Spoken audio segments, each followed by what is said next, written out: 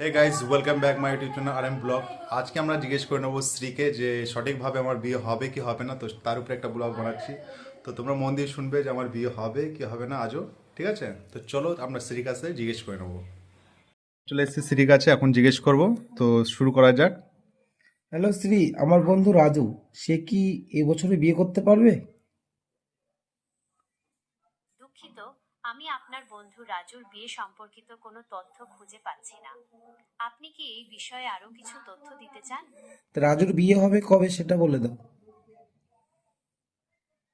আমি যদি আপনার বন্ধুর নাম এবং তাদের সম্পর্কে অন্যান্য প্রাসঙ্গিক তথ্য জানি, তাহলে হয়তো এই প্রশ্নের উত্তর দিতে পারবো। আপনি কি সেই তথ্যগুলি শেয়ার করতে চান?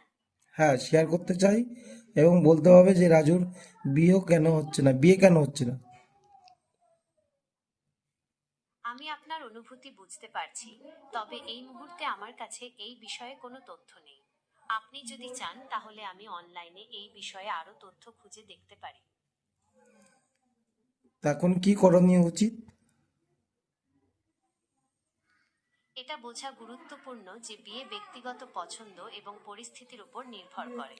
আপনার বন্ধুকে তার সিদ্ধান্ত নিতে সহায়তা করার জন্য এখানে কয়েকটি উপায় রয়েছে। প্রথমত, তাকে মনে করিয়ে দিন যে তার জীবনের নিয়ন্ত্রণ তার নিজের হাতে।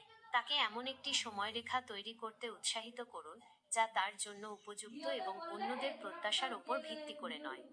দ্বিতীয়ত, যদি সে উদ্বিগ্ন বোধ করে, তবে তাকে তার অনুভূতিগুলি নিয়ে চিন্তা করতে বা বিশ্বস্ত বন্ধুর সাথে কথা বলতে বলুন। কখনো কখনো চিন্তাগুলি লিখে রাখলে বা কারো সাথে কথা বললে জিনিসগুলি আরো পরিষ্কার হয়ে যায়।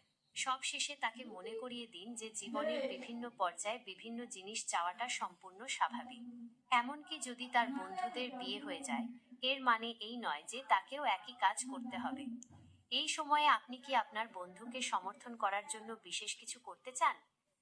হ্যাঁ, করতে চাই। ওহ, আচ্ছা, আমি বুঝতে পারছি।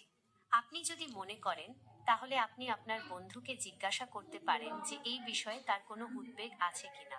কখনো কখনো সরাসরি কথা বললে মনের মধ্যে জমে থাকা ভুল ধারণা বা চাপ দূর করতে সাহায্য করতে পারে।